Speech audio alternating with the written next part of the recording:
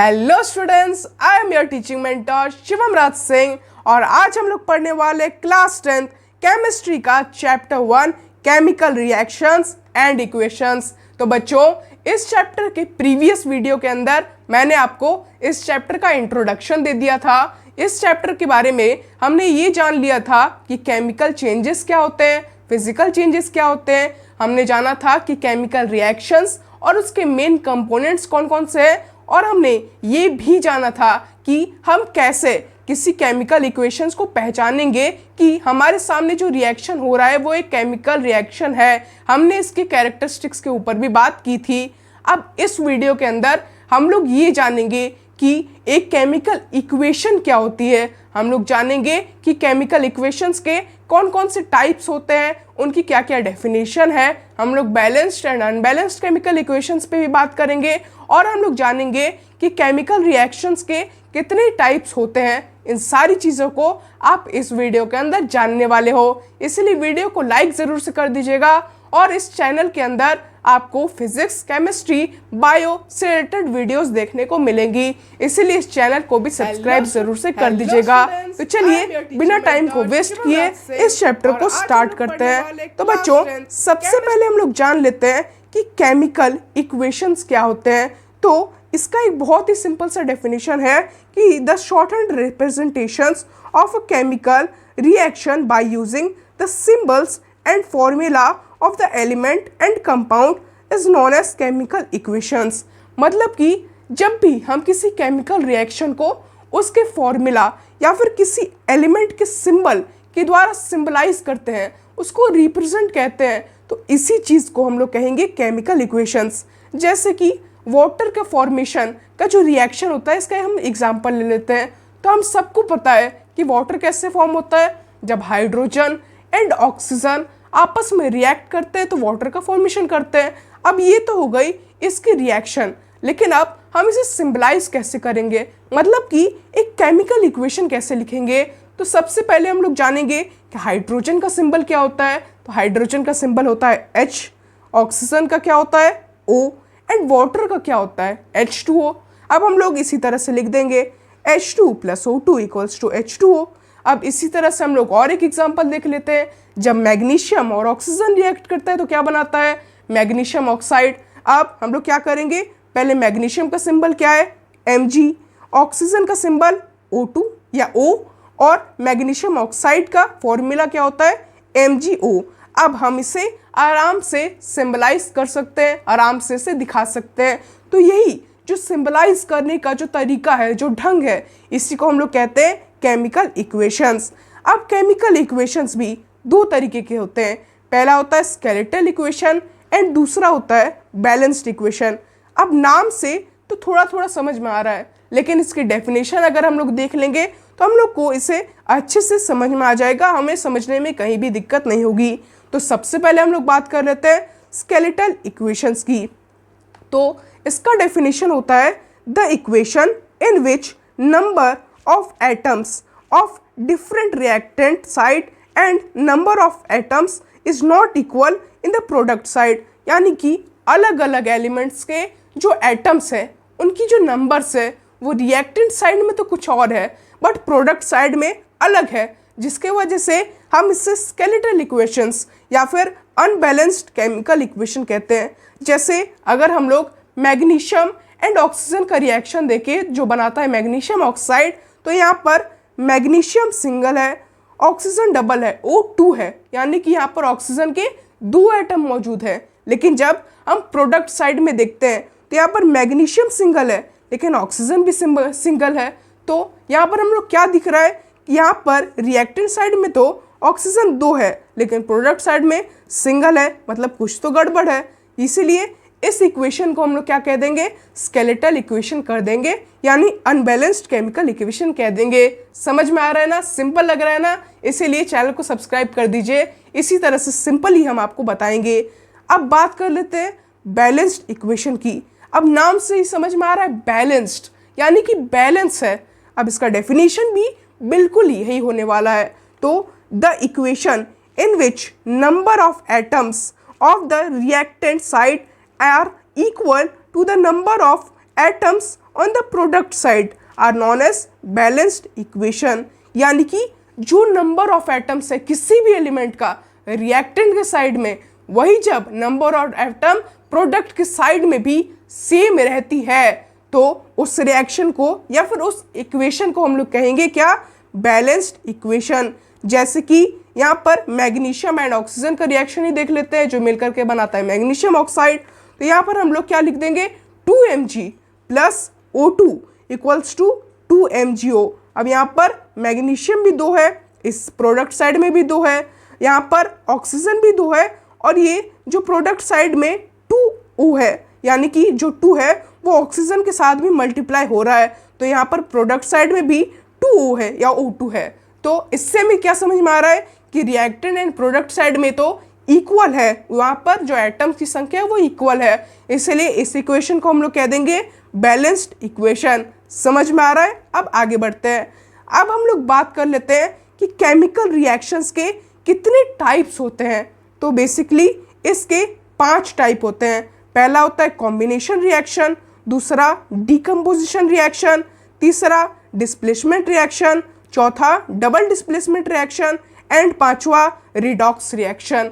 अब एक एक रिएक्शन की हम लोग डेफिनेशन अलग अलग देख लेते हैं और उससे अच्छे से समझ लेते हैं।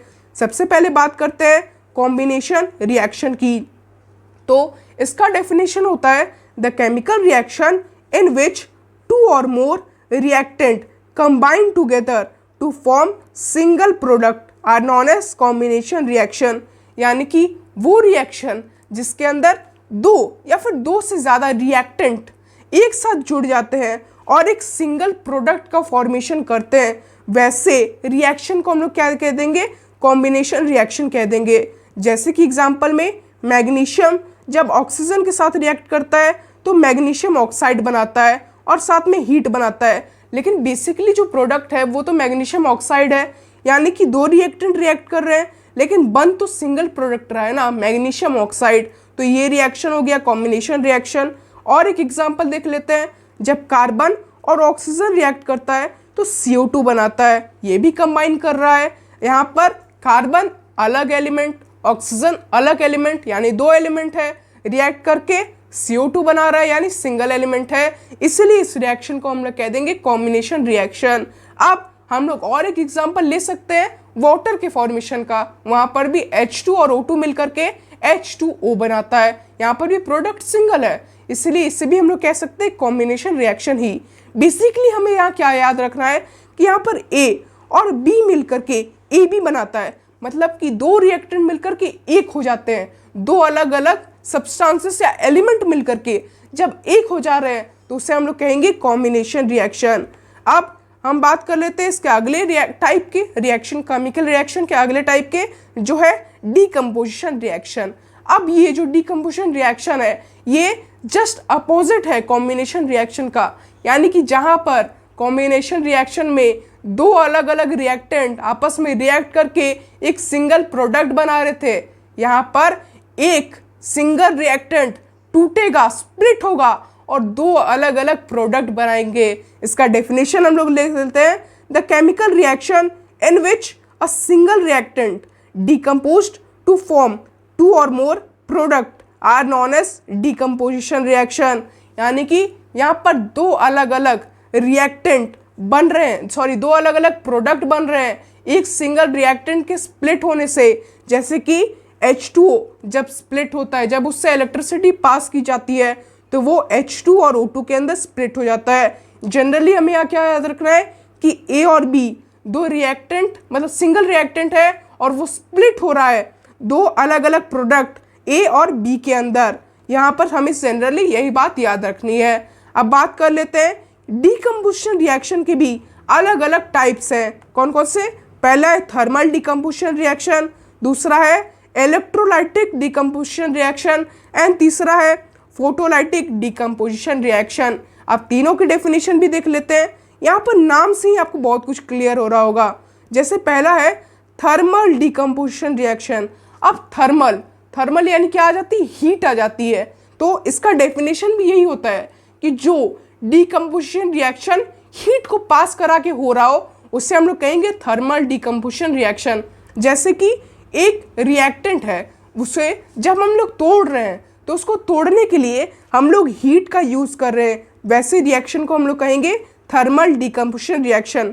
जैसे कि यहाँ एग्जांपल देख लेते हैं, जब हम लोग लेड नाइट्राइड को रिएक्ट कराते हैं, उसे हीट पास करते हैं, तब वो टूटता है लेड ऑक्साइड के अंदर और नाइट्रोजन के अंदर और ऑक्सीजन के अंदर। यानी कि यहाँ पर रिएक्टेंट तो एक है लेकिन प्रोडक्ट हमें 3 मिल रहे हैं और यहाँ पर हीट को पास किया जा रहा है। जो हीट है उसका सिंबल ये ट्रायंगल वाला होता है, इसको हम लोग कहते हैं लैम्डा, इसका यूज़ किया जाता है और इससे के अंदर हीट को पास करा के जनरली तोड़ा जाता है किसी भी सब्सटेंस, किसी भी एलिमेंट को। क्लियर है? अब हम लोग बात कर लेते हैं इलेक्ट्रोलाइटिक डिकम्पोजिशन रिएक्शन।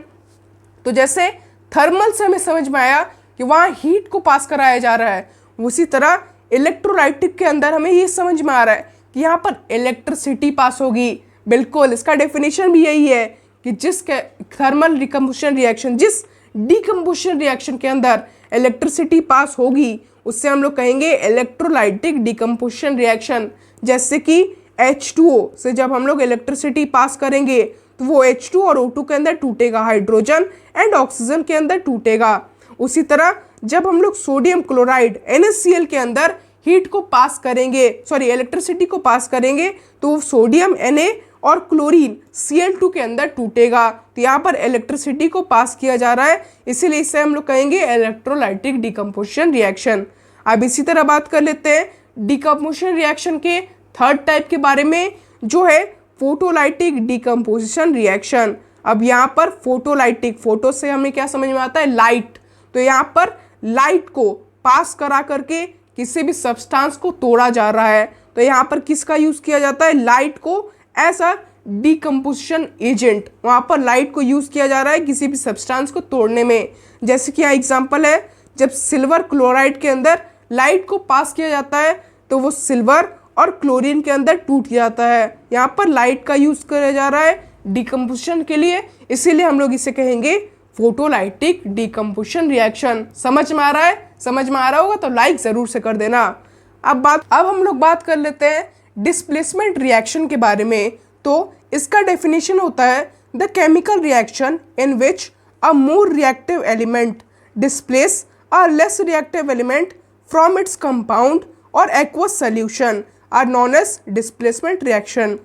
यानी कि एक ऐसा रिएक्शन जिसके अंदर ज़्यादा रिएक्टिव एलिमेंट एक कम रिएक्टिव एलिमेंट को डिस्प्लेस कर देता है उसके कंपाउंड से, वैसे रिएक्शन को हम लोग कहेंगे डिस्प्लेसमेंट रिएक्शन। जैसे कि यहाँ एग्जांपल दिया हुआ है, जब जिंक रिएक्ट करता है CuSO4 के साथ तो वो ZnSO4 बना लेता है एंड कॉपर को डिस्प्लेस करता है। अब ऐसा क्यों है? क्योंकि जो जिंक है ना वो कॉपर से ज़्यादा रिएक्टिव है, इसलिए वो कॉपर को अपने कंपाउंड से डिस्प्लेस कर देता है और जिंक उसके कंपाउंड में बैठ जाता है एंड ZnSO4 बना लेता है। अब ऐसा क्यों होता है? तो जिंक ज़्यादा रिएक्टिव है ये तो पता चल गया, लेकिन अब इसे याद कैसे रखेंगे? मतलब हमें कैसे पता चलेगा कि जिंक ज़्यादा रिएक्टिव है कॉपर से और कौन से एलिमेंट ज़्यादा रिएक्टिव है एंड कौन से एलिमेंट कम रिएक्टिव है?